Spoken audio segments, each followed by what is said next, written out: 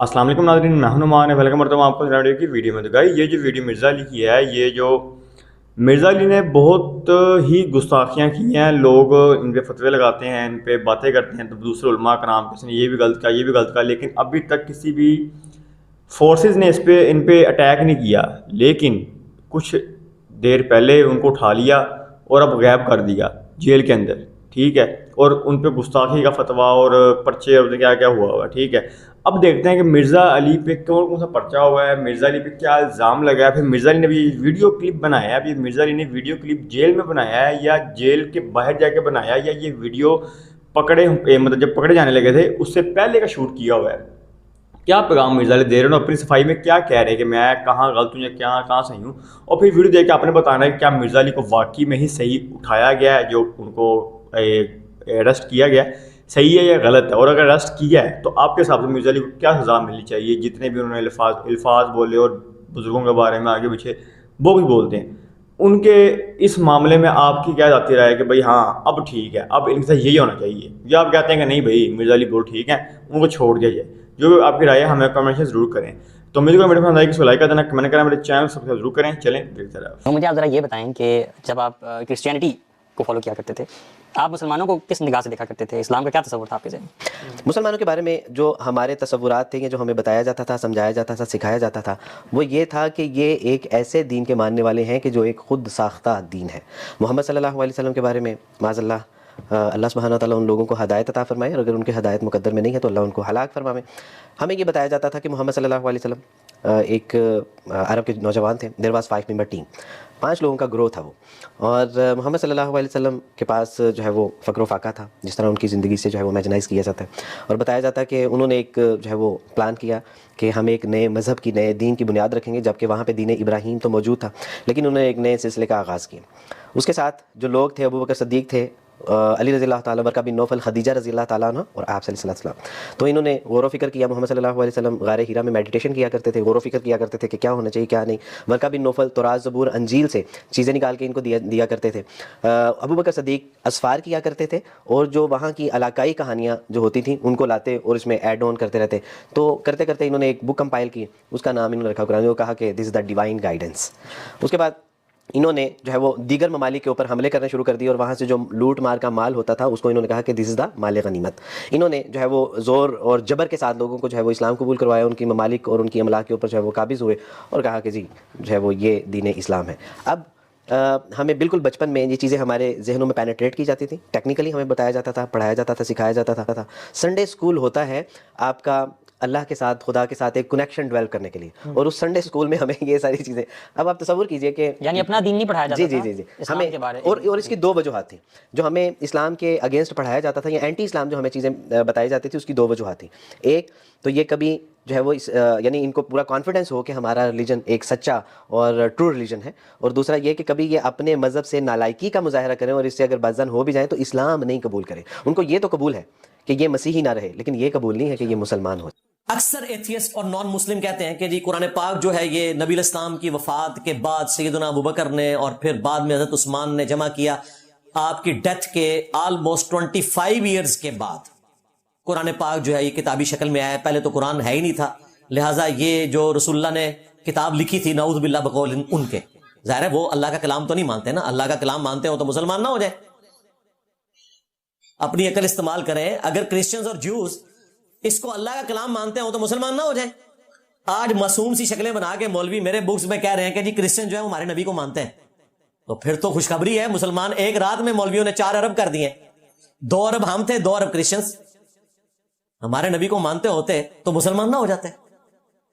वो तो हजरत ईसा को अल्लाह का बेटा मानते हैं, या अल्लाह ही मानते हैं, या जो कोई इक्का दुक्का मवाहिद बचे हैं जो उनको पैगंबर मानते हैं, तो वो भी आखिरी पैगंबर मानते हैं। ज़हन में रखिएगा।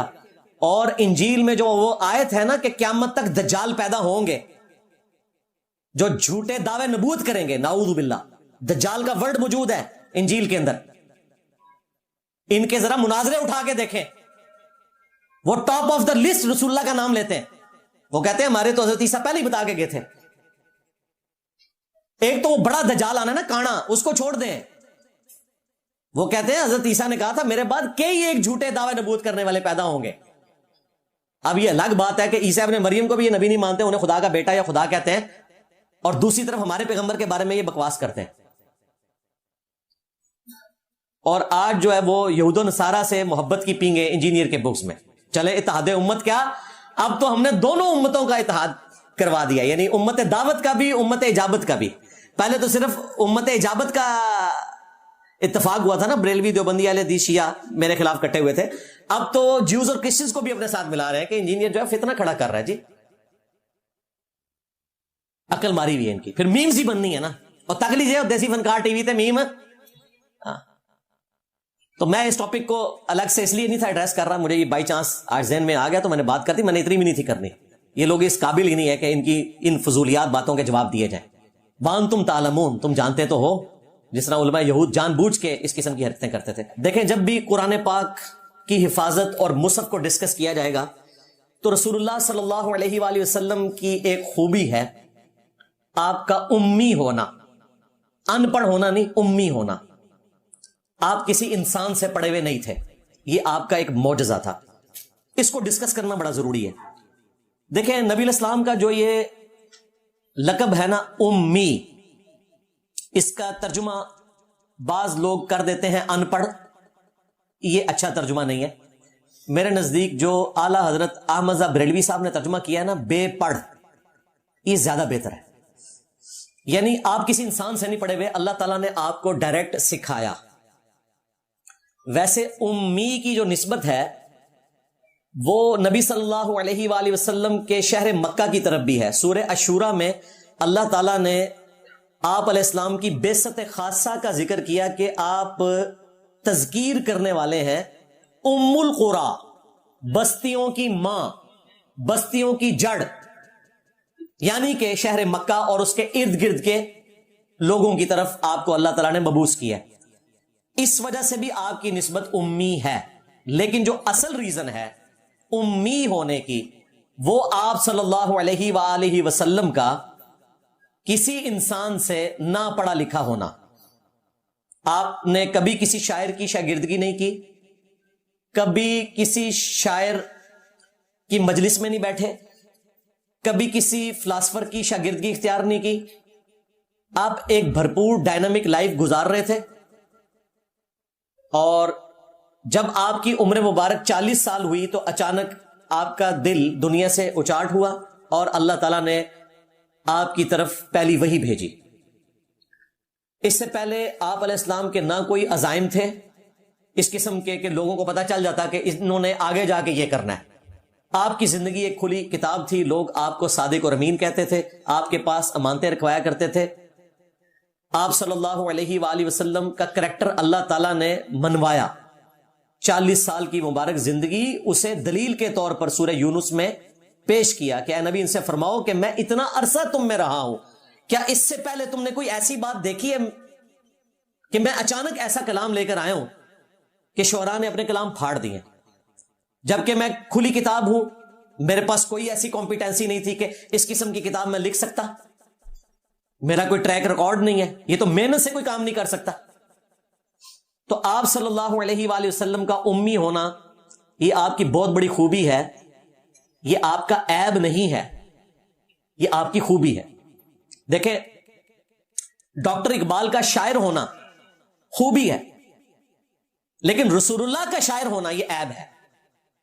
وما علمناہ الشعر وما ينبغی لہ ان ہوا الا ذکر وقرآن مبین. ہم نے اس نبی کو شعر کہنا نہیں سکھایا اور نہ یہ ان کی شان کے لائق ہے. یہ تو یاد دہانی ہے اور قرآن مبین ہے. تو نبی علیہ السلام کے کیس میں شاعر نہ ہونا آپ کی خوبی ہے, اسی طریقے سے آپ کا امی ہونا آپ کی خوبی ہے. اور اگلی الہامی کتابوں میں یہ آپ کی خوبی مینشن ہوئی تھی کہ آپ امی ہوں گے. اس کا ذکر قرآن میں موجود ہے, تورات اور انجیل کے حوالے میں بعد میں دوں گا. قرآن پاک میں سورۃ الاعراف کی آیت نمبر 157, اس کے اوپر میں نے پورے لیکچرز دیے ہیں, کافی لمبی آیت ہے لیکن شروع کا حصہ میں کور کروں گا. اللہ تعالیٰ اپنے محبوب علیہ السلام سے متعلق فرماتا ہے الذین یتبعون الرسول. صحابہ کرام اور اہل بیت کے حوالے سے آپ علیہ السلام کے جانثار ساتھیوں کے حوالے سے کہ یہ پیروی کرتے ہیں اور کریں گے ایک ایسے رسول کی، النبی الامی الذی، کہ جو نبی امی ہیں، اور الذی یجدونہ مکتوبا عندہم فی التوراۃ والانجیل، اور وہ لکھا ہوا پاتے ہیں ان کا ذکر خیر اپنی کتابوں میں جو ان کے پاس موجود ہیں، تورات اور انجیل۔ پھر آگے ذکر آتا ہے کہ وہ انہیں حکم دیتے ہیں نیکی کے کاموں کا، روکتے ہیں برائی سے، اور ان کے لیے پاکیزہ چیزیں حلال کرتے ہیں، اور خبیث چیزیں، ناپاک چیزیں حرام کرتے ہیں، اور ان پر جو بوجھ تھا، گردنوں میں توق تھے غلامی کے، توہمات کے، وہ اتارتے ہیں۔ پس جو لوگ ان پر ایمان لائیں اور ان کی عزت کریں اور ان کی مدد کریں اور پیروی کریں اس نور کی جو ان کے ساتھ نازل ہوا، تو ایسے ہی لوگ فلاح پائیں گے۔ اللہم اجعلنا منہم، آمین۔ میں نے یہ ساری آیت کو اس لیے تلاوت نہیں کیا کہ اس پہ 2-3 منٹ اور لگ جانے تھے، میں نے وہ ترجمہ بیان کیا کیونکہ یہ آیت ہی بڑی وجد والی ہے۔ تو اس میں نبی علیہ السلام کے بارے میں 2 باتیں ٹاپ آف لسٹ آئیں کہ آپ نبی امی ہیں، نمبر 1۔ نمبر 2، آپ کا ذکر خیر تورات اور انجیل میں موجود ہے، جی آج بھی موجود ہے۔ سنیں، اس وقت جو بائبل سوسائٹی انارکلی لاہور سے آپ کو بائبل انجیل مقدس ملتی ہے، وہ basically old testament, new testament اور انبیاء بنی اسرائیل کے صحائف کا مجموعہ ہے، ان کی احادیث کا بھی مجموعہ ہے۔ ویسے اسے انجیل مقدس کہتے ہیں، لیکن وہ صرف انجیل نہیں ہے، اس میں تورات بھی موجود ہے، زبور بھی موجود ہے، صحائف بھی موجود ہیں، مکاشفات بھی موجود ہیں، انبیاء کی احادیث بھی ہیں۔ ہمارے والا معاملہ نہیں کہ قرآن الگ ہے اور احادیث کی کتابیں الگ ہیں، اسے انجیل مقدس کہتے ہیں۔ اس میں جو اولڈ ٹیسٹمنٹ ہے، تورات، جو سٹارٹ ہی میں ڈیوٹرانومی چیپٹر 18 نمبر، اس کی آیت نمبر 18 ہے، اللہ تعالیٰ نے فرمایا، اے موسیٰ، میں تیرے بھائیوں میں سے، یعنی بنو اسرائیل کے بھائی کون؟ بنو اسماعیل، تیری ہی مانند ایک رسول اٹھاؤں گا، تیری مانند ہوگا۔ اور وہ کیسے مانند ہوا کہ حضرت موسیٰ علیہ السلام کے فالوورز بھی لاکھوں کی تعداد میں تھے، نبی علیہ السلام کے فالوورز بھی لاکھوں کی تعداد میں، آج تو خیر اربوں میں ہے۔ حضرت موسیٰ علیہ السلام بھی نارمل طریقے سے دنیا میں پیدا ہوئے اور نبی علیہ السلام بھی، جبکہ عیسیٰ علیہ السلام مرزانہ طور پر پیدا ہوئے۔ یہ میں اس لیے بات کر رہا ہوں کہ لوگ اس پروفیسی کو حضرت عیسیٰ کے اوپر لگانے کی کوشش کرتے ہیں کہ اس میں تو حضرت عیسیٰ کی بشارت ہے، حضرت عیسیٰ کی بشارت نہیں ہے، ورنہ ہوتا کہ تیرے قبیلے کی نسل میں، کہا تیرے بھائیوں میں۔ حضرت عیسیٰ علیہ السلام تو بنو اسرائیل میں سے، نبی علیہ السلام بنو اسماعیل میں سے۔ تیری مانند، دیکھیں مانند میں کتنی چیزیں آ گئی، صاحب امت نبی، آپ کا دنیا میں آنا اور دنیا سے جانا ایک جیسا ہے۔ حضرت موسیٰ علیہ السلام بھی نیچرل ڈیتھ کے ہیں، حضرت عیسیٰ علیہ السلام کا آنا بھی مرزانہ، اٹھایا جانا بھی مرزانہ، اور پھر اتنی تعداد میں لوگوں کا فالو کرنا۔ اور موسیٰ علیہ السلام نئی شریعت لے کر آئے، عیسیٰ علیہ السلام نے انہی کی شریعت کو کنٹینیو کیا، اور ہمارے نبی بھی نئی شریعت لے کر آئے۔ اس اعتبار سے یہ پروفیسی 5 حوالوں سے اسپیسیفکلی نبی علیہ السلام کے اوپر بیٹھتی ہے کہ تیرے بھائیوں میں سے تیری مانند رسول اٹھاؤں گا اور اس کے منہ میں اپنا کلام ڈالوں گا، وہ سب کچھ بتائے گا جو میں اسے وحی کروں گا۔ اور سیم آیت قرآن میں بھی ہے، وَمَا يَنطِقُ عَنِ الْهَوَىٰ إِنْ هُوَ إِلَّا وَحْيٌ يُوحَىٰ۔ یہ نبی اپنی خواہش نفس سے کچھ نہیں کہتے، یہ وہی کہتے ہیں جو اللہ ان کو وحی کرتا ہے۔ یعنی اگلے انبیاء کو بھی بتایا گیا تھا کہ وہ نبی خاص نبی ہوں گے، ان پر کلام نازل کیا جائے گا، کیونکہ موسیٰ علیہ السلام پہ کلام نہیں نازل ہوا، آپ کو تورات تختیوں کی شکل میں دی گئی ہے، لیکن ہمارے نبی کے سینے پہ قرآن نازل ہوا، یہ آپ کی خصوصیت تھی۔ اچھا، اسی طریقے سے گاسپل آف جان کے اندر، جو انجیل میں سے ایک انجیل ہے، اس میں حضرت عیسیٰ علیہ السلام کہتے ہیں اپنے حواریوں سے، مجھے تم سے بہت کچھ کہنا ہے مگر تم آج اس کے متحمل نہیں ہو سکتے، جب وہ دنیا میں آئیں گے وہ تمہیں سب کچھ بتائیں گے اور پوری دنیا میں میرے جلال کو ظاہر کریں گے۔ یعنی عیسیٰ علیہ السلام کہہ رہے ہیں کہ کچھ باتیں ایسی ہیں جو اس زمانے میں تم متحمل نہیں ان باتوں کو سمجھنے کے، ہاں جب وہ پیغمبر آئیں گے اس زمانے میں آ کر وہ باتیں تمہیں بتائیں گے، ظاہر قرب قیامت سے متعلق اور باقی چیزیں، اور پوری دنیا میں میرے جلال کو ظاہر کریں گے۔ اب کرسچنز کہتے ہیں کہ یہ جو آیت ہے نا، یہ حضرت روح قدس جبرائیل کے بارے میں ہے کہ انہوں نے پوری دنیا میں حضرت عیسیٰ ابن مریم کا نام روشن کیا ہے۔ ہم کہتے ہیں انہوں نے تو کوئی نہیں کیا، نام تو ہمارے نبی نے روشن کیا ہے۔ آج 2.25 ارب مسلمان जीसस क्राइस्ट को उसी तरह अल्लाह का पैगंबर मानते हैं जिस तरह मोहम्मद रसूलुल्लाह को सल्लल्लाहु अलैहि वसल्लम। हमारे नजदीक ईसा इब्न मरियम का इनकार करने वाला भी उतना ही बड़ा काफिर है जितना बड़ा काफिर मोहम्मद रसूलुल्लाह का इनकार करने वाला है। मुसलमानों को निकाल दें तो बताएं कौन ईसा इब्न मरियम को मानता है? कोई भी नहीं मानता। यहूदी जो खुद बनी इसराइल से हैं वो तो उनको वो गालियां देते हैं आज तक। डॉक्टर इसरार साहब हमारे उस्ताद रहीमहुल्लाह ने बयानुल कुरान में वो सारी गालियां निकाली हैं बकायदा, लेकिन उन्होंने इनकी मंजी नहीं ठोकी थी, वरना डॉक्टर इसरार को इन्होंने टांग देना था कि ये क्या आप कर रहे हैं। जो जो यहूदी कहते हैं ना वो उन्होंने यहूदियों के रेफरेंस से खुद नहीं निकाली, ये ना समझिएगा, लेकिन मौलवियों के हिसाब से उन्होंने निकाली है, क्योंकि ये जब काफरों के रेफरेंस से भी आपको बात करें तो कहते हैं वो नहीं कटिया ने। तो डॉक्टर इसरार ने कहा कि जी यहूदी कहते हैं, और वो जिस अंदाज में उन्होंने कहा तौबा तौबा, ये सुन भी नहीं सकते। जादूगर, पागल, वलदुल हराम, वलदुल जना, दज्जाल, पता नहीं क्या क्या लफ्ज बोले। मैं वीडियो लावांगा इन्होंने दसने वास्ते कि डॉक्टर इसरार ने थोड़ी मंडी नहीं ठोकी। आज सारे डॉक्टर इसरार की बड़ी तारीफ कर देने, खुसूसन देवबंदी, क्योंकि ईसाई समझते थे कि जिसे हम खुदा समझते हैं उसके कातिल ये हैं, इन्होंने सूली चढ़ाया। यहूदी समझते थे कि काफिर जो था, मुर्तद जो था, जादूगर था, वलदुल हराम था, वलदुल ज़िना था, उसे ये खुदा का बेटा बनाए फिरते हैं। अब ये इस कदर यानी कंट्रास्ट है इतनी एक दूसरे के खिलाफ कि इनके अंदर कोई पॉइंट ऑफ मीटिंग है ही नहीं। और मेरे जुमले काट काट के जी इंजीनियर साहब ने आया क्या देता था, वो क्या देता। तो हम मुसलमान मानते हैं, और ये जो प्रोफेसी थी इंजील की, ये कुरान में भी मौजूद है सूरह अस-सफ के अंदर, कि ईसा इब्न मरियम कहते हैं मैं अल्लाह का रसूल हूं बनी इसराइल के लिए, और अपने बाद एक नबी की बिशारत देता हूं जिनका नाम अहमद होगा। अगली इल्हामी किताबों में आपका नाम है अहमद। बुखारी में हदीस है, मैं मोहम्मद हूं, मैं अहमद हूं, मैं आकिब हूं, मैं हाशिर हूं।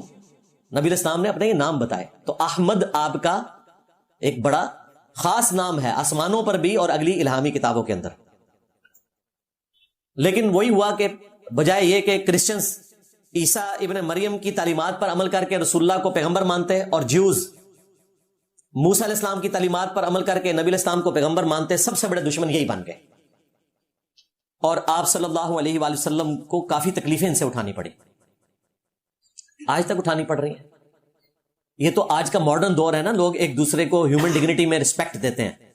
अदरवाइज सलीबी जंगें जो मुसलमानों की क्रिश्चियंस के साथ हुई हैं वो क्यों हुई हैं? बैजेंटीन एम्पायर जो ईस्टर्न रोमन एम्पायर थी, उनके खिलाफ हजरत उमर को यरमूक क्यों लड़नी पड़ी? जाहिर है वो नबी इस्लाम को नाऊज़ बिल्लाह मिन ज़ालिक झूठा पैगंबर समझते थे, और उसी के लिए शरीयत की टर्म में दज्जाल का वर्ड इस्तेमाल होता है। बुखारी मुस्लिम में हदीस है, क़यामत उस वक्त तक कायम नहीं होगी जब तक के 30 झूठे दज्जाल ना पैदा हो जाएं जो दावे नबूवत करेंगे। जो पैगंबर ना हो और दावे नबूवत करे उसे दज्जाल कहा जाता है शरीयत की टर्म में, अदरवाइज वो पैगंबर है। लेकिन अगर आप कहें नहीं मैं इसको पैगंबर तो नहीं मानता लेकिन अच्छा इंसान मानता हूं, अच्छा इंसान एक ऐसे शख्स को जो दावे पैगंबरी कर रहा है और वो पैगंबर नहीं है, तो इसका मतलब है तुम मक्कारी कर रहे हो, अच्छे इंसान नहीं मानते तुम, क्योंकि उससे बड़ा तो बुरा इंसान ही कोई नहीं हो सकता कि जो पैगंबर ना हो और दावे पैगंबरी करे। ये कुरान में लिखा हुआ है सूरतुल अनाम के अंदर, अल्लाह ताला ने फरमाया है कि उससे बड़ा जालिम कौन जो अल्लाह पर झूठ बांधे और कहे कि मेरी तरफ वही आई है, हालांकि अल्लाह ने उसके पास वही ना भेजी हो। 2 जगह है सूरतुल अनाम में। या फिर उससे बढ़कर जालिम कौन जो अल्लाह की आयत का इनकार करे। यानी सबसे बड़ा दज्जाल वो होता है जो झूठा दावे नबूवत करे, और अगर पैगंबर सच्चा हो और उसका इनकार कर दे उसके जमाने में कोई, तो फिर वो सबसे बड़ा दज्जाल और कज़ाब होता है। जिस तरह इस उम्मत में अबू जहल था, अबू लहब था। आपको बात समझ आई? लिहाजा क्रिश्चियंस अगर हमारे नबी इस्लाम को पैगंबर नहीं मानते तो अल्टीमेटली फिर वो उनको एक झूठा इंसान समझते हैं जिसने दावे नबूवत किया, नाऊज़ बिल्लाह मिन ज़ालिक। और पिछले दिनों मेरी जो वीडियो इन्होंने आउट ऑफ कॉन्टेक्स्ट काटी, वो तो मैं क्रिश्चियंस की फेवर में बात कर रहा था कि देखो इस्लाम में टॉलरेंस, कि तुम हमारे पैगंबर को नहीं मानते फिर भी अल्लाह ताला ने इजाजत दी है कि क्रिश्चियन की औरतों के साथ निकाह हो सकता है। टॉपिक ये था, टॉपिक ये नहीं था कि ये गालियां दे रहे हैं हमारे पैगंबर को।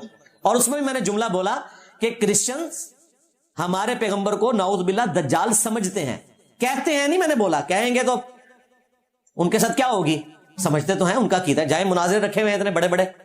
वो तो बल्कि इंजील की आयत पेश करते हैं कि जी इंजील में जो है कि क़यामत तक दज्जाल पैदा होंगे, जो दरअसल ये खुद हैं, इनके बड़े बड़े जो पादरी हैं वो हैं जिन्होंने ईसा इब्न मरियम की तालीमात को ٹیمپر کر کے ڈیوینٹی میں کلیم کر دیا, خدا کے ساتھ لا کے کھڑا کر دیا.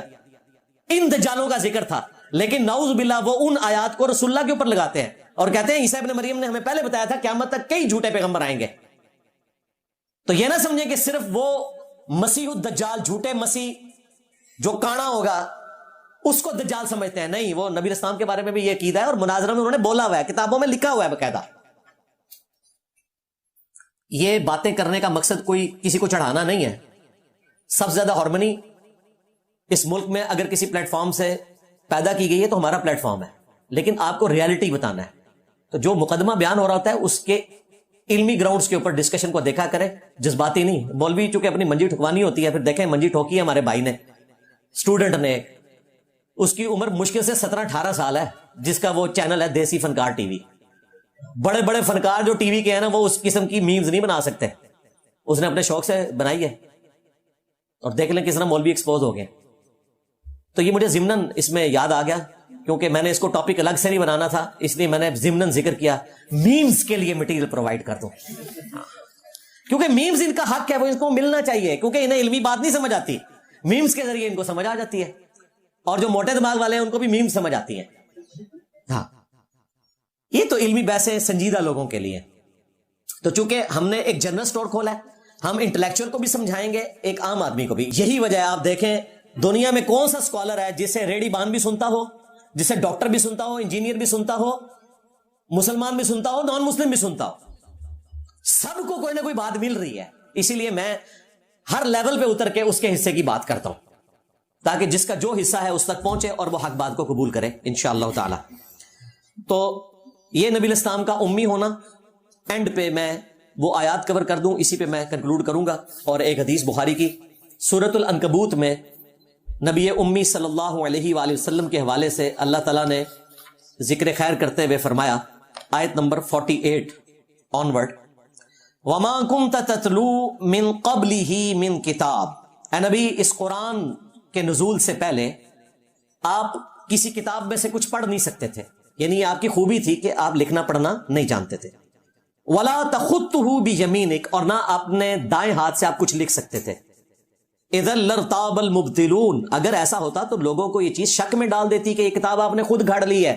اب پتہ چلا آپ کو یہ حضور کا معجزہ اللہ نے کیوں رکھا. اب سب کو پتا ہے کہ لکھنا پڑھنا نہیں آتا, تو کتاب کہاں سے آ گئی. نہ کسی سے چوری کر کے بیان کر سکتے تھے نعوذ باللہ, نہ خود لکھ سکتے تھے, تو کتاب کہاں سے آئی. بھئی ادھر سے آئی جدھر سے سارے پیغمبروں کو وحی آئی. تو اللہ تعالیٰ فرما رہا ہے یہ وجہ تھی ہم نے آپ کو لکھنا پڑھنا نہیں سکھایا, ورنہ لوگوں کو شک میں یہ بات مبتلا کر دیتی.